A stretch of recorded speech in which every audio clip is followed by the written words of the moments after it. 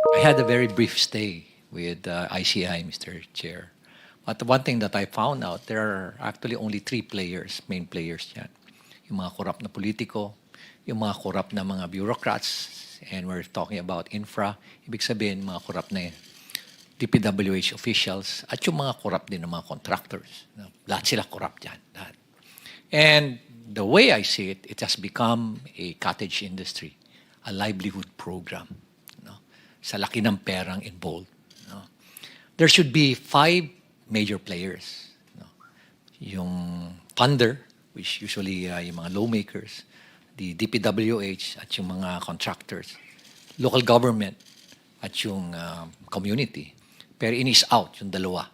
Last dalawa. So sila lang nag-uusap. Most of the time, when we ask them, bakit hindi kayo transparent sa records? Bakit hindi nyo ilabas? Ang lagi nilang sinasagot is, paano kung i-alter nila? Paano kung baguhin at sirahin kami sa social media? So, ibig sabihin, anong mechanism? And that's the reason why we're pursuing this, itong transparency and accountability mechanism.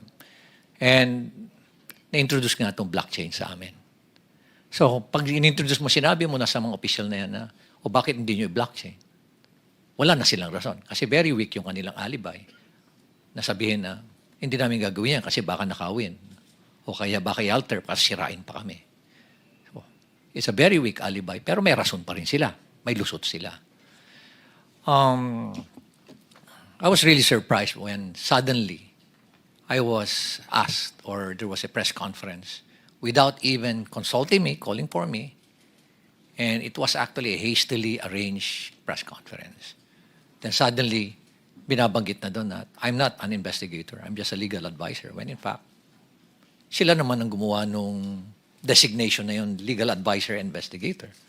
So there were contrasting na mga pronouncement. Kakayanin ko pa yun tatanggapin ko pa yun Tatanggapin ko rin na wala akong authority over the PNP CIDG, which is true. But we took the opportunity to enter into an MOU. Nakipag-MOU kami, through our initiative, nag-MOU kami with PNP, with forthcoming yung sa NBI, with civil engineers, with IBP, mga lawyers, ang dami mga volunteers, even with structural engineers, meron din with watch group with M4GG, para at least everybody, it's a whole of the nation approach. Kasi nga overwhelming. One thing that I found out is, I anticipated that it's widespread. But the level, the depth, and the magnitude is really overwhelming. That hindi mo kakayanin ng isang taon, 2 taon to investigate because it's in thousands of cases. Sabi ko nga, it became a cottage industry. Sa isang probinsya nga lang, sabi mo, isipin mo mga 50 ghost projects, 40 ghost projects. O kaya undocumented na mga projects, umaabot sa 9,000. Sa isang probinsya pa lang yan. Paano pa kaya sa ibang probinsya? At ang isang mga nakikita namin doon is, why is it na ang lumalabas sa NEP for a particular district, 1-point-something million lang ang hinihingi mo. I have the records. Or 2.5 lang sa President's budget. Then suddenly, pagkalabas doon sa GA, bakit umabot na ng mga 21 billion?